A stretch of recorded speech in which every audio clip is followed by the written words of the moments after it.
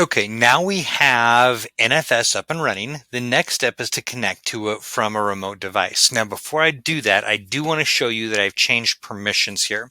So if I do an ls, if I do a get to the right screen, ls-l/shares, you'll see that I went ahead and set my NFS share to 777, so all permissions. I just opened everything opened it wide open. And the idea there is just to make it easier to run the demo. Now, I'm going to do an IPA so I can see my IP address, because remember, I don't have name resolution set up since this is a temporary demo network. Okay, now I have my exports ready. So from my remote computer, here's what I'm going to do. I'm going to start by installing apt install. It's nfs-common. So this package basically is the NFS client. Now I've already done that, so you didn't have to watch it go through and pause while we did the install. So I've got the install done already. So now what I need to do is I need to connect to this export, and I'm going to do it by mounting it. So I have let me go to the /MNT, and you'll see I have a folder there called remote. And if we look at it, it's an empty folder. So that means it's going to work perfectly for I just lost my train of thought, for a mount point. There we go.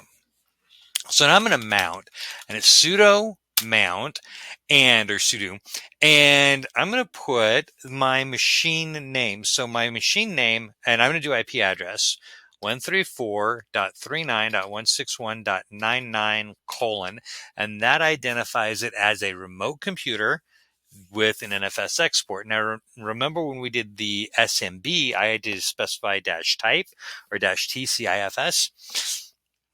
NFS integrates a little better. It's native to Linux, so I don't have to do that. The other thing I'm going to need to do is put my export name. Now remember, my actual export folder is /shares/NFS. But because I created shares as that root export, it means for this, I just have to put :NFS, :NFS. Sorry about that. Then I need to set the mount point. So /MNT/remote. And that should mount for me. So if I just type my mount command, that'll show me everything that's mounted. And I go down to the bottom there, and you see 134.39.161.99 : /NFS. Type NFS4. So we are mounted. So let me go to cd /MNT/remote. Now I have no files here, so I'm going to create a new folder, mkdir test. There we go. Remove the one that I didn't like.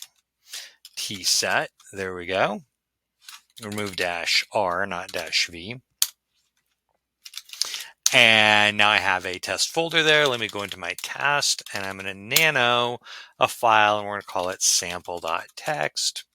This is a sample file created from the remote computer. Write out and exit. All right. Now that should all be in my NFS server where I did the export from, and it should be in the folder shares NFS.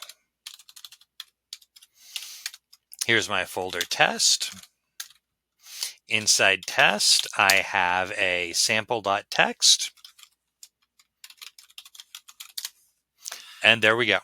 So we have created an NFS export.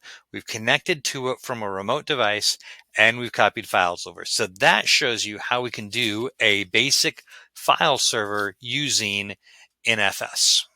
One thing to keep in mind, by the way, and I forgot to say this when we were talking about Samba, I mounted this manually. I did not put it in the etc fstab file. So if you want it to be available after every reboot, it's got to go into the etc fstab file. Otherwise, it's just not going to allow you to do, or it's just not going to remount every time. So put it in there, basically just the mount command. we've done a previous video on using the fstab file.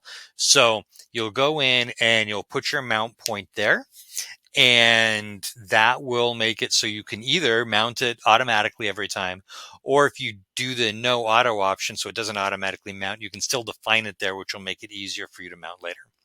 Okay, there we go. We have a basic NFS file server up and running.